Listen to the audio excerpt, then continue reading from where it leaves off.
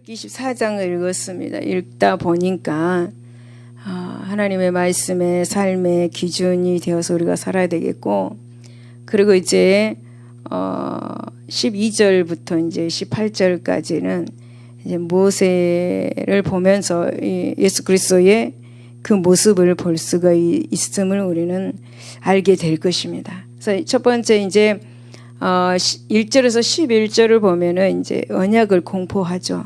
그래서 그 언약이 우리 삶의 기준이 될 것을 본문에서 우리에게 말씀을 하고 교훈을 해주고 있습니다. 그래서 여러분, 하나님은 아브라함에게 창세기 15장 1절에서 21절을 보면 약속을 하셨습니다. 그리고 이스라엘 족장과 예굽에 있는 이스라엘 백성들에게 또 약속된 이 언약은 이제 출애굽 이후에 하나님과 이스라엘 백성들 사이의 언약 체결로 이어지게 됩니다. 그래서 본문은 이제 하나님께서 이스라엘 백성들에게 십계명을 주시고 그리고 언약을 체결하는 언약식을 보여주고 있습니다. 그래서 여러분, 여기에서 모세는 하나님의 역할을 대신하는 것을 볼 수 있습니다. 그리고 아론을 비롯한 아론의 세 아들과 70인 장로가 이제 백성들의 대표로 참석을 했습니다. 그리고 이 언약식은 이제 모세가 하나님을 대신해서 언약서를 읽었고 기록하고, 그리고 하나님 앞에 단을 쌓고, 그리고 이스라엘 12지파를 상징 12개의 기둥을 세웠고, 그 다음에 이제 하나님께 헌신과 충성을 다짐하는 번제와 감사 찬양의 화목제를 드렸습니다. 그리고 계속해서 언약의 피를 들여서 언약을 맺는 하나님과 이스라엘 백성들의 하나의 유기체가 되었음을 확인하고, 그 다음에 이제 모세가 언약서를 낭독하고 이에 대해서 백성들이 다 준행할 것을 다짐을 하였습니다. 그래서 이에 모세는 이제 언약에 체결되었음을 공식적으로 공포하고, 그 다음에 이제 연회를 통해서 언약식을 기념하였습니다. 이렇게 하여서 이제 하나님과 이스라엘 백성들의 동반의 법적 구속력을 갖게 되었습니다.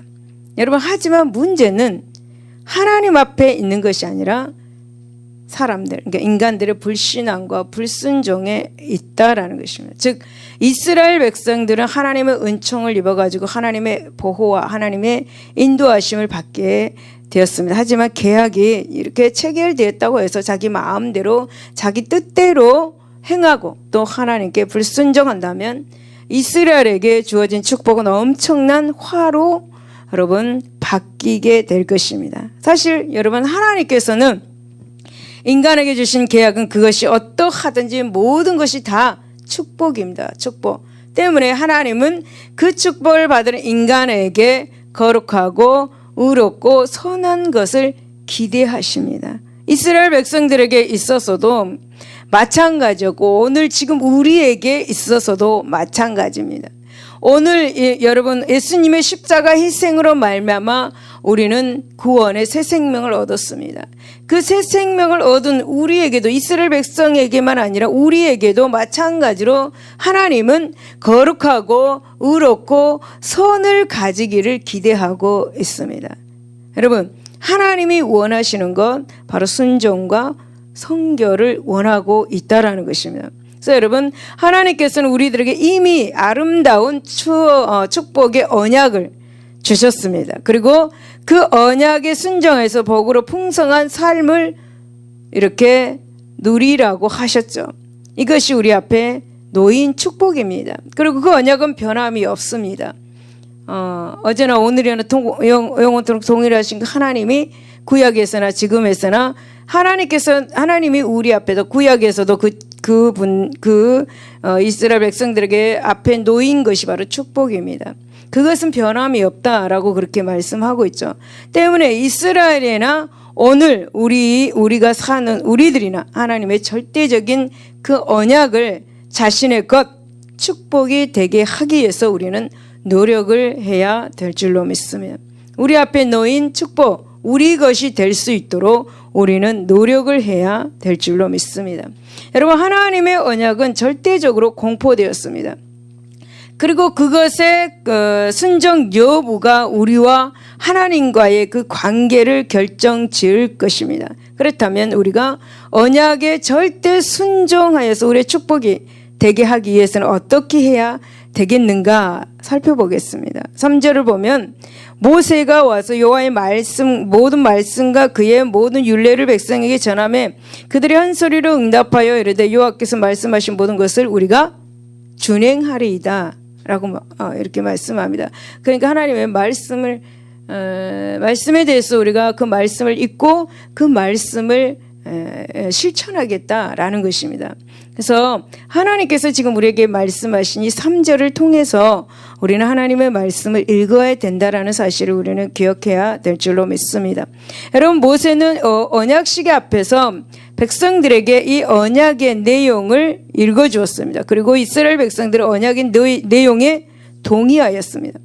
이것은 우리 성도들이 하나님의 말씀을 읽고 동의해야 한다라는 것을 교훈하고 있는 것입니다.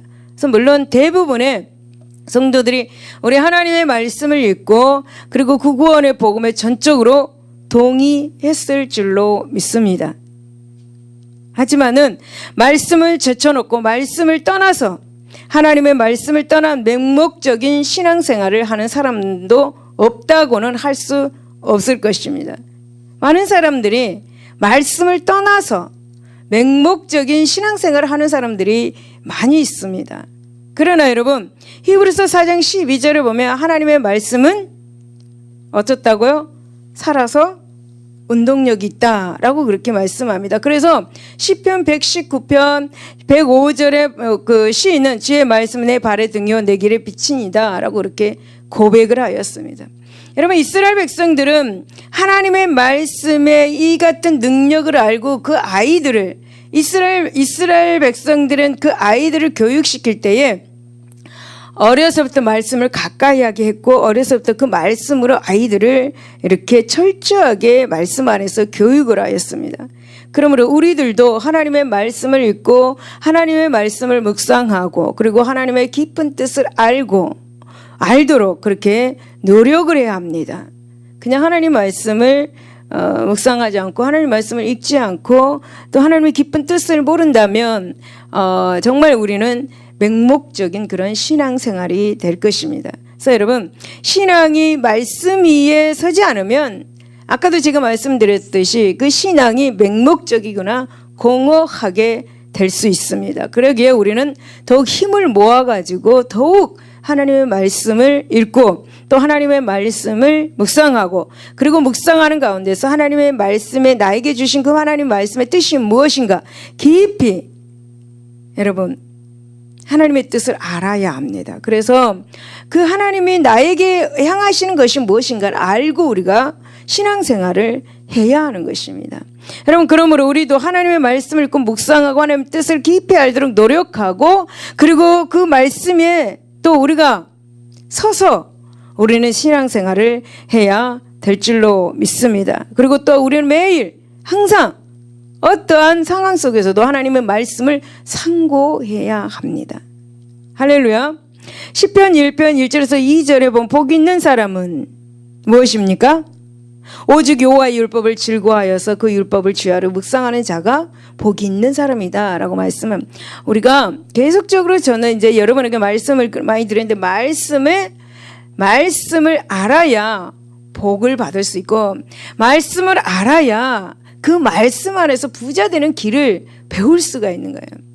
그 말씀 안에서 하나님의 지혜 곧 이 말씀에서 우리가 부자는 어떻게 될 것인가 이런 것도 다 들어가 있습니다. 그래서 어떻게 하면 돈을 벌 수 있는가도 이 말씀 안에 다 있어요. 말씀이 곧 지혜. 그 지혜를 우리가 가지고 있다면 어떻게 돈을 벌 수 있는 그 지혜를 알 수가 있기 때문에 부자가 될 수가 있다라는 거죠. 할렐루야. 그래서 여러분 우리는 복 있는 사람인 줄로 믿습니다. 여러분 복 있는 사람입니까? 복 있는 사람입니까? 그렇다면 하나님의 말씀을 항상 가까이 하고 그 말씀을 즐거워하고 그 말씀을 주야로 묵상하시고 실천하시기를 바랍니다. 할렐루야. 그 4절에 보면은 모세가 여호와의 모든 말씀을 기록하고 이른 아침에 일어나 산 아래에 제단을 쌓고 이스라엘 12지파대로 12기둥을 세우고 4절에 이렇게 말씀합니다. 그래서 여러분 이 말씀을 볼 때에 이 말씀 속에서 또 어떤 교훈을 주고 있습니다. 여러분 모세는 백성이 동의한 말씀을 기록하였다라고 말씀하죠. 그 기록이 여러분 파피루스였는지 토판이었는지는 알 수는 없습니다. 하지만 모세는 정성을 다해서 하나님의 말씀을 기록하였습니다. 여러분 지금 말씀하고 있는 것은 우리에게 귀중한 것입니다. 여러분 귀중한 깨달음을 주고 있는데 이 귀중한 깨달음은 바로 우리에게 하나님의 말씀을 마음판에 새기라는 것입니다. 마음판에 새기게 되면 어떻게 됩니까? 아침에 일어나면 그 말씀이 딱 생각이 나고 저녁에 잘 때도 그 말씀이 딱 생각이 나고 네. 아침에 일어나 화장대에 앉아있으면 그 말씀이 딱 생각이 나고 마음판에 새겨져 있다면 여러분이 일어나가지고 어떤 말씀이 생각이 납니까? 아예 어떤 하나님의 말씀이 생각이 안 난다면 마음판에 아무 말씀이 새겨져 있지 않다라는 거예요. 아, 또 아침이 되었어? 아, 짜증나. 이게 이렇다면 안 되는 거야. 아침이 되면 하나님 감사합니다. 하나님 저녁에 잠 잘 자게 해주셔서 감사합니다. 또 아침에 이렇게 눈을 뜨게 해주셔서 감사합니다. 이럴 때 또 말씀이 생각나는 거예요.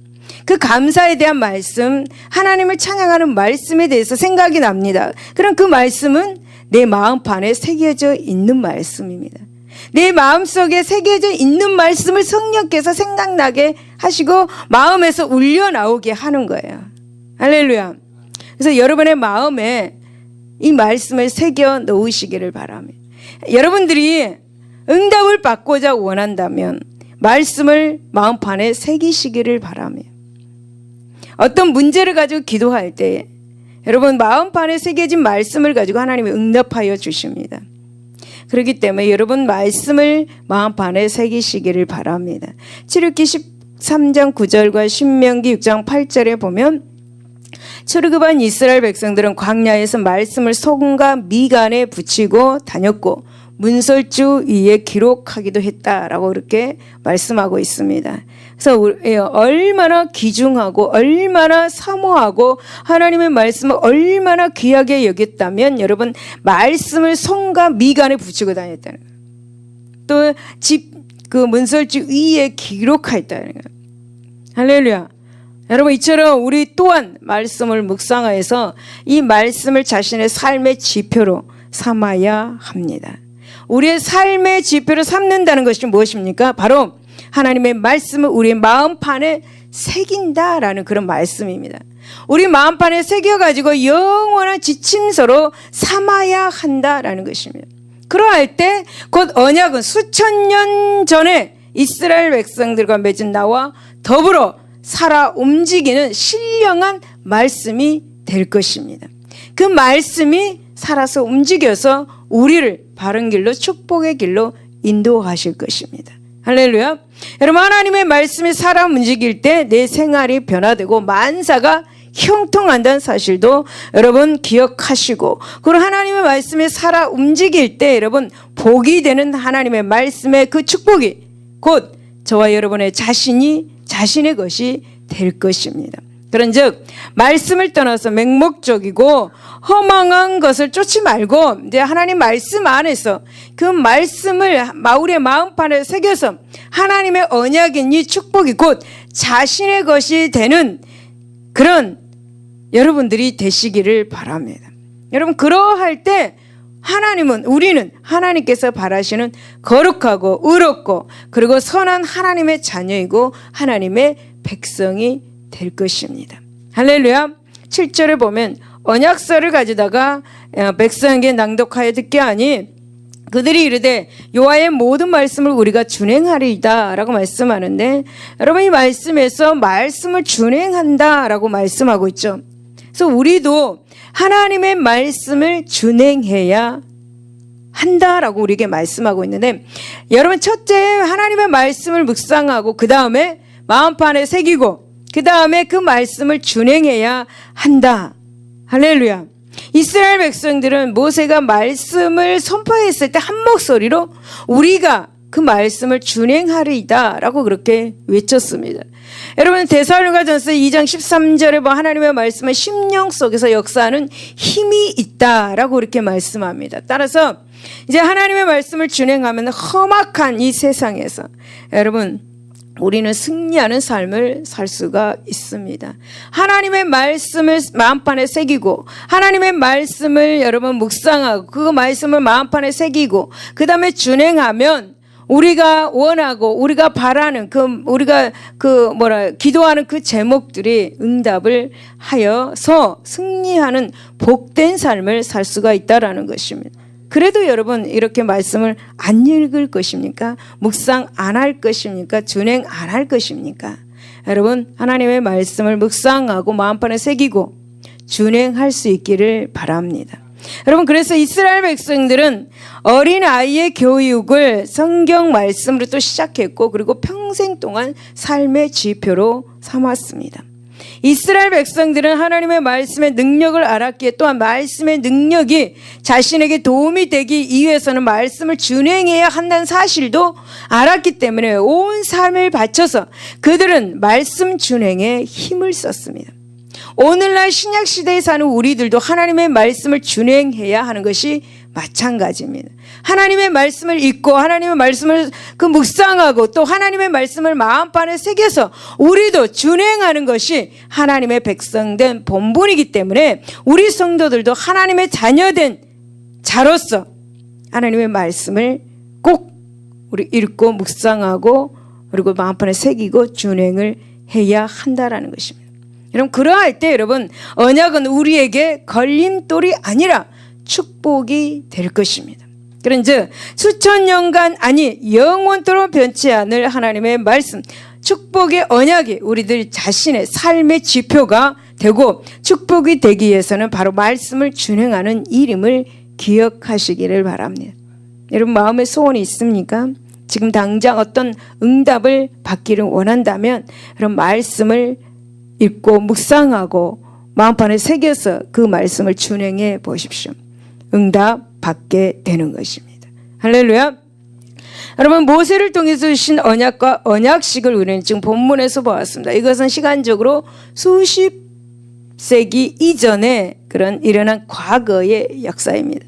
하지만 하나님께서는 주신 언약은 결코 변하지 않고 수십 세기가 지난 오늘에 이르기까지 지속되고 있습니다. 그러므로 이스라엘에게 주신 언약이 결코 과거의 역사일 수만은 없습니다. 오히려 살아있는 하나님의 말씀은 오늘 시대의 우리들에게 믿음과 성결한 그런 신앙을 유지하기 위해서 여전히 어제나 오늘이나 영원토록 역사하고 계시는 것을 믿을 수 있기를 바랍니다.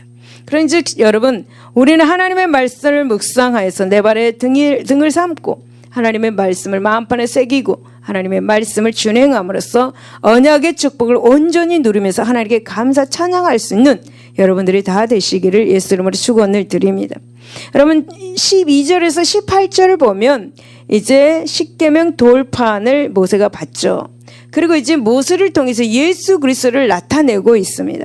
그래서 여러분 하나님께서는 십계명 돌판을 모세에게 주기 위해서 모세에게 산으로 올라오라고 그렇게 부르셨습니다. 그리고 모세는 즉각 이제 하나님께 나갑니다. 그래서 모세는 자신의 부하 여호수아와 같이 갔습니다. 그러나 여호수아를 중간에 가다가 너는 오지 말아라 하고 이제 홀로 모세만 산에 올라갔습니다. 이것은 여러분 인간에게 부여된 특권 중에 특권입니다. 즉 하나님과 친히 교제를 나눌 수 있는 기회를 얻었다는 이 측면에서 볼 때 모세는 하나님께 나가는 특권을 가진 하나님의 종이었습니다. 그런데 오늘날 우리는 어떻습니까? 예수 그리스도의 은혜로 말미암아 하나님 앞에 모두 다 나갈 수가 있게 되었습니다. 곧 이전에 모세에게만 부여되었던 특권을 우리 성도들을 받아 누리고 있는 것입니다. 다시 말씀드리면 사도 바울이 고린도후서 3장 18절에서 고백한 것처럼 우리는 수건을 벗은 얼굴로 거울을 보는 것 같이 주의 영광을 보게 된 것입니다. 뿐만 아닙니다. 여러분 모세는 하나님의 율법을 받기 위해서 하나님의 산에 올랐습니다. 하나님 백성으로서 하나님의 법을 받아 하늘 시민이 되기를 시민의 그 도를 지키기 위해서 하나님의 법을 받으러 산으로 올라갔습니다. 이처럼 여러분, 하나님과 깊은 교제를 나눈 이 모세의 모습은 출애굽한 이스라엘 백성들에게 있어서 하나님과 백성들 사이를 잇는 중보자 역할을 하였습니다. 이러한 측면에서 여러분 보면은 모세를 통해서 우리는 그리스도의 모습을 발견할 수가 있습니다. 출애굽한 이스라엘 백성이나 오늘날의 우리들에게나 하나님의 백성된 자들에게는 하나님과의 그 교제가 절대적으로 필요하고, 그리고 또 절대적으로 필요합니다. 때문에 당시 하나님과의 교제를 가능하게 그렇게 했던 모세는 오늘날에 예수 그리스도와 닮은 역할을 했다고 할 수가 있습니다. 그렇다면 이 모세의 어떤 모습이 예수 그리스도의 역할과 어울릴까요? 라는 것입니다. 13절에서 15절에 보면은 모세가 그의 부하 여호수아와 함께 일어나 모세가 하나님의 산으로 올라가며 라고 말씀합니다. 여러분, 모세는 하나님의 부름을 받고 즉각 시내산에 올라갔습니다.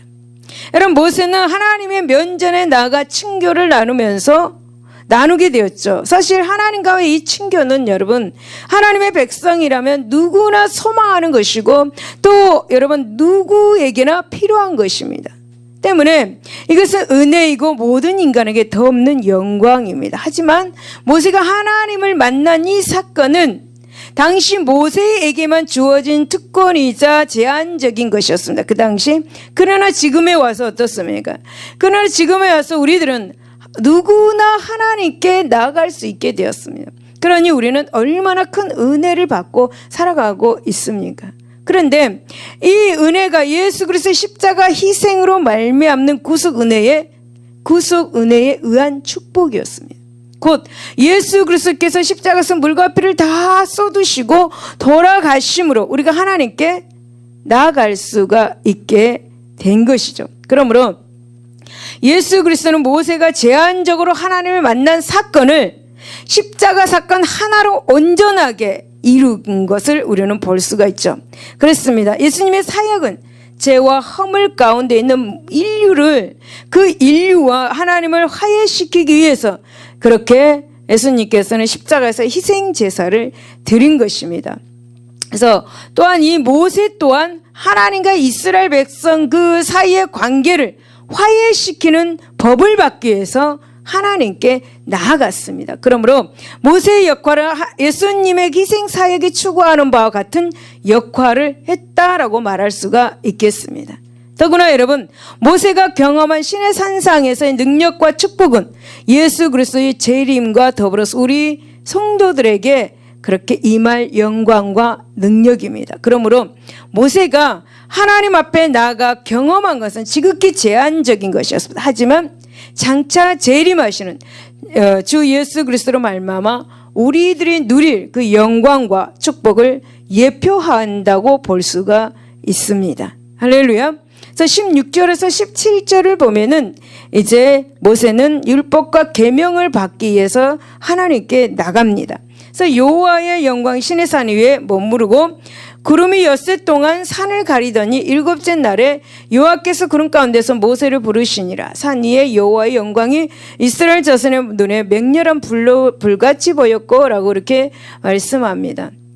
여러분, 모세가 시내산에 오른 것은 하나님께서 쓰신 그 율법과 그리고 계명을 받기 위해서였습니다. 그래서 모세는 하나님의 건의와 거룩성으로 만든 하나님의 법을 받기 위해서 하나님께 나간 것입니다. 그리고 하나님의 시내산의 영광으로 그렇게 임자해서 모세와 교제를 나누셨습니다. 모세는 영광 중에 하나님을 배웠고, 그리고 하나님은 모세에게 성막의 식양과 그리고 계명인 십계명을 영광 중에 주셨습니다. 그러므로 모세가 시내산 아래로 내려올 때는 그의 얼굴이 어떻게 됐습니까? 광채가 났다고 그렇게 말을 하고 있습니다. 하나님과 함께 했던 모세는 하나님의 영광을 덧입었고 시내산을 내려온 것이죠. 그래서 얼굴에 광채가 난 것입니다. 그리고 모세는 여러분 하나님의 온전한 법을 가지고 시내산에서 내려왔습니다. 여러분, 이것은 바로 예수님께서 재림하실 때의 초림 때의 초라함과는 달리 하나님 아버지의 온전한 뜻과 그 영광 가운데 임할 것을 말하고 있는 것입니다. 그래서 모세는 하나님의 법을 가지고 내려와서 다시 백성들에게 선포해야 했습니다. 하지만 예수님은 재림 그 자체가 하나님의 온전한 뜻이 실현된 것입니다. 이렇게 볼 때에 모세의 역할은 예수 그리스도에 대한 그림자에 불과하고 불완전하다라는 것을 가르쳐주고 있죠. 그래서 인간이 아무리 특혜를 입는다 할지라도 역시 인간의 한계를 벗어나지 못하는 법이다 라는 거 우리에게 가르쳐주고, 다만 모세의 예수 그리스도에 대한 그림자와 같은 역할은 예수 그리스도의 그 재림을 소망하는 성도들에게 큰 위로가 되고 확신을 갖게 한다라는 것입니다. 그런즉 우리는 성경을 통해서 예수 그리스도 오심을 확신하고 인내함으로 기다리는 우리 모두가 돼야 될 줄로 믿습니다. 마치 산 아래에서 금식하면서 모세를 기다린 이스라엘 백성들처럼 우리는 기다려야 될 줄로 믿습니다. 18절에 보면 모세는 구름 속으로 들어가서 산 위에 올랐으면 모세가 40년을 산에 있느니라 라고 말씀하며, 여러분 신의 산에 올라간 모세는 40일간 하나님과 교제를 나눴으나, 그러니 40일간 하나님과 교제를 나눴으니 사람이 볼 때, 내려와서 사람이 볼 때 그 얼굴이 어떻겠습니까? 저는 4시간 보고 내려왔었습니다. 4시간 천국을 갔다 왔는데 얼굴이 아주 지금까지 광채가 나고 있습니다. 어떤 분이 그때 당시 그때 한 1년, 한 2년이 지났는데도 불구하고 제가 여의도 2년이 아니고 3년이 지났구나. 근데 신학교 다닐 때 제가 하구에 임원을 하게 되었는데, 토요일이면 여의도 순복음교회에서 토요일 철야를 우리가 인도했습니다. 토요 철야를. 그리고 어떤 행사가 있을 때 여의도 순복음교회에서 우리가 행사를 했습니다. 그때 이제 어떤 행사가 있었는데 교회에 일하신 그 분이 저를 아는 분이에요. 저를 아는 분이 저쪽에서 올라오고 저는 내려갔어요. 내려가는데 인사를 하고 헤어졌는데도 계속 나를 쳐다보고 있는 거예요. 나는 가고 있는데 아니 뒤돌아보니까 계속 나를 보고 있는 거예요. 안 가고. 그래서 나중에 알고 봤더니 이제 이런 이야기를 들었어요. 얼굴에 너무 광채가 나가지고 못 믿어가지고 다시 보고 이랬다 그러더라고요. 그러니 모세는 40일을 하나님과 그렇게 교제를 했는데, 하나님을 만나서 이야기했는데 어떻겠습니까? 신이 됐을 거예요. 신이.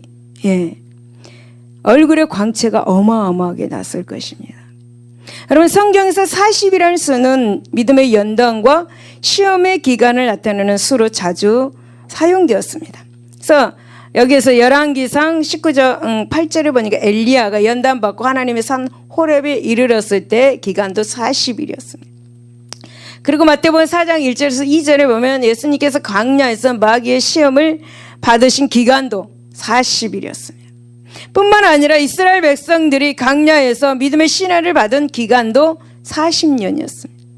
여러분 이렇게 볼 때 모세가 40일간 시내산에 체류했다는 것은 모세에게 믿음의 연단 기간이었다고 말할 수가 있겠으며, 그곳에서 하나님과 만나서 이야기할 때도 믿음의 연단을 받는 기간이었다.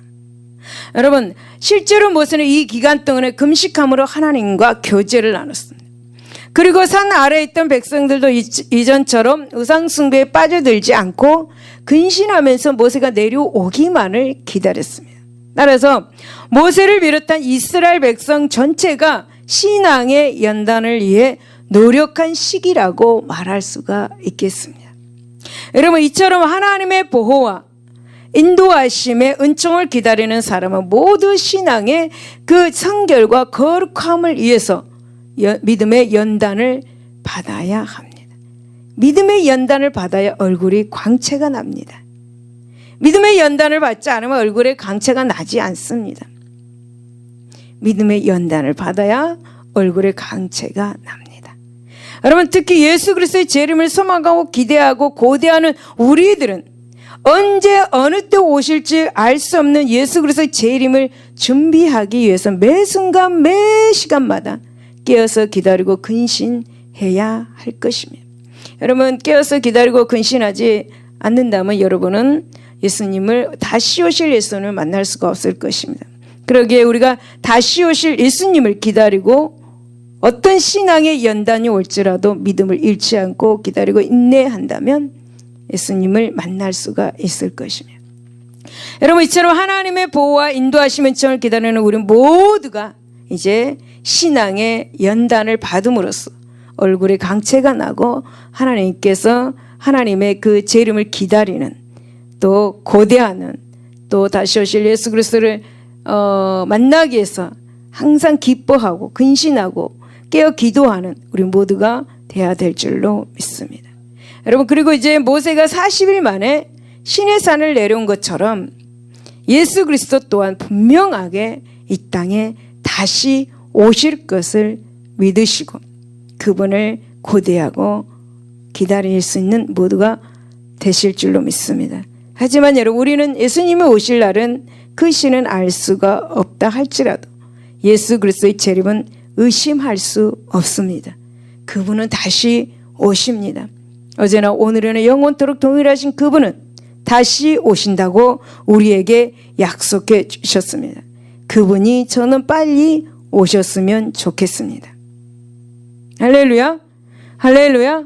그러므로 우리는 시내산 아래서 모세가 돌아오기를 초조하게 그러나 부푼 기대감으로 기다린 이스라엘 백성들처럼 우리도 예수 그리스도의 재림을 성령 충만한 믿음 가운데서 사모하고 기다려야 할 것입니다. 할렐루야. 여러분, 모세를 통하여서 우리는 예수 그리스도의 모습을 한번 살펴보았습니다. 뿐만 아니라 예수 그리스도의 재림의 영광과 확실성에 대해서도 확신하게 되었습니다. 그렇게 되었습니까? 그러므로 이제 우리에게는 예수님의 재림을 사모하고 준비하는 일만 남아 있습니다. 주님께서 더디 오신다고 불만에 빠지거나 이스라엘 백성들처럼 우상 숭배에 빠질 것이 아닙니다. 오히려 우리는 이 재림을 사모하며 기다리는 시기가 우리에게 주어진 마지막 연단의 여러분 기회임을 깨닫고 주님이 재림 때까지 성령으로 충만하여서 믿음을 지키고 그러면 선교를 유지하기 위해서 힘쓰고 애써야 될 줄로 믿습니다. 예수님은 오십니다. 그 예수님을 빨리 보고 싶습니다. 예수님 다시 오신 예수님 얼굴을 빨리 보고 싶습니다. 여러분, 안 보고 싶으십니까? 나는 빨리 보고 싶어요. 지금 이렇게 설교하는데도 저는 지금 마음에 예수님이 다시 오신 예수님 빨리 오셔가지고 그 얼굴을 보고 싶어요. 그 사모함이 간절합니다. 여러분은 빨리 안 보고 싶으시네. 이 세상에서 더 살고 싶으시네. 네. 여러분, 예수님이 다시 오실 때까지 우리는 어떤 상황 속에서도 여러분 참고 인내하고 기도하고 성령 충만한 가운데서 그분을 기대하고 고대하시기를 예수 이름으로 축원을 드립니다. 기도하겠습니다. 하나님 아버지 감사합니다. 오늘 하나님께서는 모세를 통해서 말씀의 삶의 기준이 되라고 우리에게 말씀하고 있습니다. 그리고 하나님 아버지 그 말씀을 우리가 하나님의 말씀을 읽고 그 말씀을 우리가 마음판에 새기고 그 말씀을 준행하라고 말씀하신 줄로 믿습니다. 우리 하나님 말씀을 귀하게 생각하고 어떤 세상의 것보다 더 귀한 복의 힘을 깨닫고 하나님 말씀 가운데 그 말씀을 사모하며 사랑하며 살아갈 수 있게 하여 주시옵소서. 말씀 가운데서 우리가 살 때 하나님께서는 우리에게 복을 주시고 또 어떻게 해야 복을 받는 그 비결도 가르쳐 주십니다. 하나님 말씀 가지고 살아갈 수 있도록 하나님 도와주시고 말씀을 꼭 마음판에 새겨서 살아갈 수 있게 하여 주시옵소서. 또 가정에 또 이 말씀을 아이들에게 가르쳐서 그 말씀으로 말미암아 아이들이 커갈 수 있도록 하나님 축복하여 주시옵소서. 감사하며 예수 이름으로 기도드리옵나이다. 아멘. 할렐루야. 할렐루야. 하나님은 예수님은 우리에게 다시 오십니다.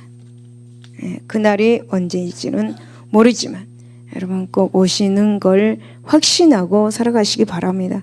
그 오시는 것을 확신하지 않는다면 믿음의 생활에, 신앙의 생활에 어떤 문제가 있다라는 사실을 기억하고 예수님이 다시 오실 예수님, 그분을 믿음으로 확신하고 나가시기를 바랍니다. 날 구원하신 주 감사 찬양하고 나서 우리 기도하겠습니다.